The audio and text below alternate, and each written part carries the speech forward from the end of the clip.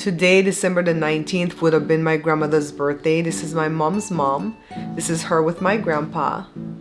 And then this is her with her siblings. 5 siblings are from the first wife, and 3 of her siblings are from her mom. You're watching the Bear Pantry Show.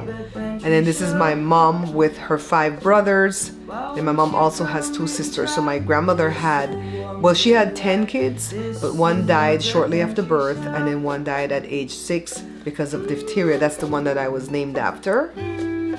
So how long do you go before you stop saying, had she lived, she would have been blah, blah, blah?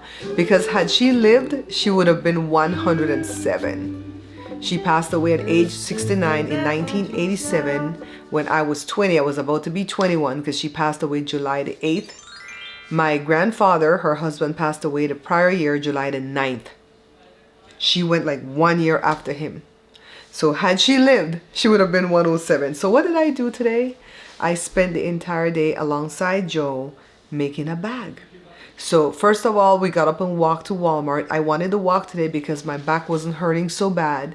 It's still kind of feeling down the leg, you know, but when I walked, it was fine. So I think I'll be able to ride my bike tomorrow if the weather holds. When I walked, I felt fantastic. It's when I stop and I pause for any length of time. So standing, I think, is the problem. When I'm sitting here, I'm fine. It's the standing. But let's say you're going to go to swim back. And charge like 15 minutes. It's okay too. So I put in all the complaints. Doggy. You're looking to jump the fence? I'm good. Don't tantalize the dog.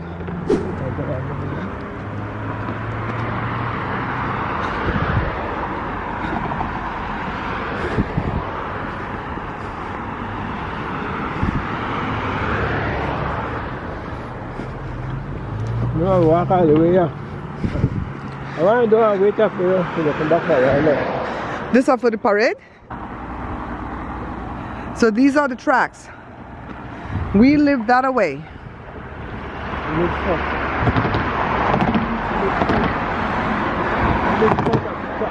We live south of the tracks. So is the north side better?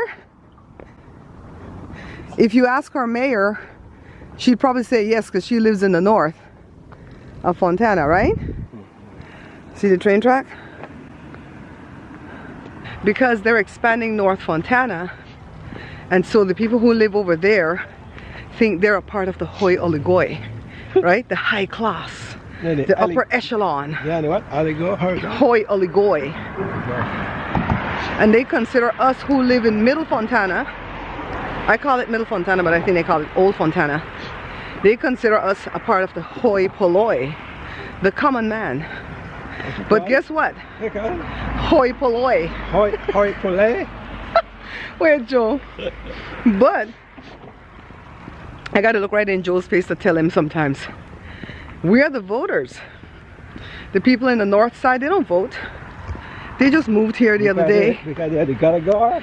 No, they just moved here the other day and it's like, we don't want to vote. We're not even registered to vote here. We came from the valley. We came from Hollywood, Beverly Hills. We don't want to vote in this stinky town. While the rest of us, we vote. The people on my street, majority of them have been there since 1964. I've been there since 1996. And child, I vote for everything. Every opportunity that they say you have to go vote, I go vote. And I study what I'm voting for too. Especially when picking judges and stuff. So we walked for the exercise, but I went to go buy a zip for the bag, all right? So let me show you first of all, I've been making these bags for a while. The bottom are shaped kind of like a V, and you can or cannot put zip in the bag if you don't want to. Well, if you want to, but the zip that I put in the bag, when I make the panel, it's called a recessed panel, and it is very complicated to do when you're trying to sew the edges shut, right? So I have a whole tutorial at Bear Pantry Talk on how to do that. So this is what I'm used to. You make these tabs, you put the zip can be long, and it's recessed. The bag that I wanted to make, the zip is really not recessed. It's kind of sitting right on the top. So I know that looks recessed, right? But it's not.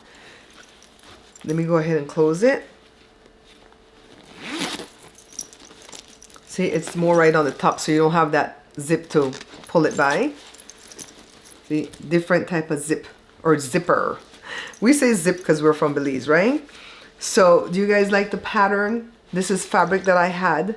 Remember when I did that little, what do you call that purse? That little clutch thing, type purse thing? A couple of days ago, this thing. I still didn't put, I bought the press stud, but I didn't put it on because I need a tool to put it on. The cheapest tool at Walmart is $17. I can't. Not with Christmas coming right up, so we have to wait. So that's that little purse that I want to put my camera and stuff in, right? And it fits in this bag. So I use the same fabric and I made this bag. So I don't want to get into like a whole tutorial on how I did the bag because I followed somebody else's video and I had to follow step by step and I still messed up. So let me show you my mess up first of all. It's the way the zipper goes. I like, if this is gonna be, it's gonna be at reverse for you guys. So I didn't want this hidden zipper pocket to be on the front of the bag. And if I wanted it to be on the front of the bag, what do you call it? The glide would start from the left and go to the right, right? When I want to open the zipper pocket, and when I want to close it, it would go back that way. So likewise, that's the way I wanted it for up here. So it is working that way. I'm starting on the left, my left, going to the right to open the bag. That's how I like it. So this now would have had to do the same thing. So I messed up when I put this in because this originally was going to be the back. This zippered pocket is supposed to be the back of the purse because I want to be able to tuck my phone away in there quickly. And the wire that I use to listen on the phone, I don't have the rechargeable stuff because I'm tired of things that has to charge.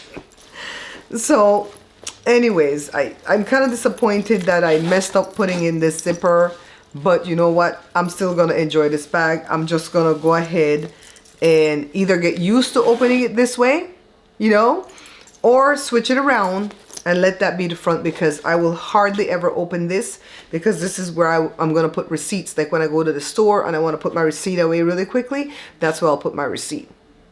I don't put anything important on the front because anybody could unzip it, right? So I might be doing that. I might wear that hidden zipper pocket on the front so that this can work the right way that I want it to work. So having said all that, let me show you the bag. It's a nice size tote bag. I didn't measure it to tell you the size, but it's a nice size tote bag. I love my straps, that they're long, that I can wear it and it's seated low enough that I can get in the bag. You know what I mean? It's not like right under my armpit. So then on the inside of the bag, so when I started, I knew I wanted the liner to be black. And the video that I watched, the lady only had a patch pocket in the bag, which is this right here. That patch pocket right there. That's what the lady had in her bag. And I knew that I wanted more than that. I wanted a hidden zippered pocket on the inside for me to stash my debit card and stuff when I go shopping. So that's what that is right there. So I had the black fabric that I used for the inside was so thin that I had to interface that lightly. And I interfaced the outside part with a thicker interface. And I had to have 3 zips on this thing because I want all these compartments. What did I say? Who was saying? Claire? Claire was like, she said building a purse is like building a house. It is, because I could put whatever rooms I want to put in here, right? So the hidden inside pocket is amazing. I love having that in here so that I can stash things. And it is so big. Why do I feel like this bag needs an umbrella? You know, it looks like an umbrella pattern, right? This Jada brought for me from England when she went years ago. So this is my zipper pull thing because it's $3 for that. You know, this bag cost me more to make than if I went to Ross and bought a bag.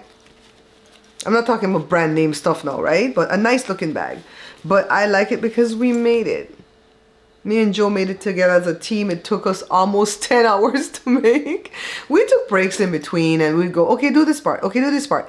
And if the phone rings, I'm not going to take phone calls anymore when I'm working with Joe, because if the phone rings and I tell him just sew this much, he will mess it up. he will mess it up. So on the last of it, I'm like, can you do a top sew? And he was sewing all the way in here. I'm like, not there. I sewed totally right on the edge. But I can't get mad because I can't use a sewing machine. I'm never gonna learn the sewing machine. So I can fit this.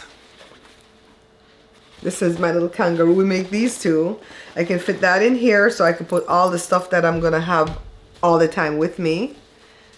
This is to put the cameras and the battery and stuff so we don't lose things. And then if I'm out, right, I can have it hung on me, zipped shut, and I could just take this out and still have this hung on me and still get to my camera and stuff. And when I want to put it away, Mirna, M-I-R-N-A, that Mirna, I can put it away in the bag. And I tried. Oh, where's Joe's thingy? You know, I told you he always gives me his GoPro to put away in my bag. Child, where the GoPro gone? Where the GoPro gone? So it was definitely a lot of sewing today, but I got it done. I could put my camera, I could put even like this, like I walked with this today. Child, where you gone? I'm telling you, this bag looks small, but it is huge. I'm so happy with it. I like this too. And I take this with me all the time in the car and I just store things in it. But it's almost like too wide. Sometimes you walk into stores and it's this big and they look at you like, you plan to steal, huh? But I put this on too. I made an extra strap. I'm always like adding things to what I need for my bags because sometimes you go buy a bag at the store and it doesn't have what you need. You know what I mean? So it definitely has a lot that I can utilize, and who knows, maybe I might start using this as my everyday bag, right? For right now I still have a pretty one that I'm using, but I wanted this to be my, I'm gonna go to YouTube Studios bag. Speaking of YouTube Studios, they had a virtual Christmas party for us today who are in the shorts community, and it was a weird party. Okay, first of all, it's virtual, so I didn't get no food. I had to have my own food, right? And then they had it in this virtual house, and it was like really unique because they had different rooms you could go into, and the rooms look like real rooms, but you were just a bubble in there and you can move your bubble anywhere. And then when you unmute your mic, you can talk to whoever's next to you. But then they also have it too where you can talk to everybody in the room. The technician that ran the behind the scenes can change the thing accordingly. And in one of the rooms, it was so packed. That's why I'm like, when they're saying, please RSVP because we might not have space, I'm like, but it's virtual. I see why. The room was just bubble. Couldn't find nobody. I couldn't find myself. I'm like, where's Waldo? Finally found my bubble, moved it around, and every time I would move to like go by myself off to a corner on a couch, there was this weird guy that would move with me. I'm like, who are you? It felt weird even though it's virtual. So then I talked to a few people. I went into the group and listened to a couple of conversations. And then there was one bubble all the way on the top that was bigger and a YouTube logo was up there. So I went up there to go, who is them all the way up here on the roof of the room, right? But it was the administrator who was hosting the thing. And I don't know who the YouTube, my sister's calling, who the YouTube, what do you call it? The YouTube button was. But the minute I got there, they're like, can we answer a question for you? I'm like, okay. I walked into some conversation over here. So it's just for you to collab and meet other people, but I don't know what that's gonna do. Talking to them like, who are you? What do you do? And then you follow each other and that's it. What's that gonna do, right?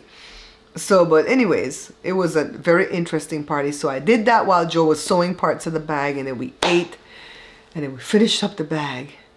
And I'm so grateful for today. I told you guys at the start of this month, I wanted to get married on my grandmother's birthday 37 years ago. She was still alive, but her birthday fell on a Friday. So I got married this Saturday, which is the 20th. So tomorrow is our 37th birthday. I never forget when I lost my grandparents, because I lost my grandfather the year I got married and my grandmother the year after. So it's been 37 years for my grandpa and 36 years for my grandma. Man, it feels like it was yesterday they were here, you know? So it was a blessed day, Vlogmas day 18. And I'm so glad that I'm making it through this far, you know, because Vlogmas would have been easy if I weren't doing 2 videos a day. One for me, one for Joe. But we're getting there, guys. And tomorrow I'm excited. Yes, anniversary. I don't think we're going to do anything. I don't think we're going to go eat out. This is my gift. We worked on it together, and that felt amazing that Joe helped me do this. I love my little bag. So yeah, I'll see you guys tomorrow for Vlogmas Day 20. I might even do a live tomorrow. We'll see, all right? Thanks for watching. Don't forget to like, share, subscribe, and all that good stuff, and I'll catch you guys tomorrow. Bye. But I love it. I like the way the fabric feels. I like the way it looks. I like that we contrasted it with all this black. And this is what I'm gonna use, like when I go to YouTube and stuff. I can put a lot of stuff in here. This is the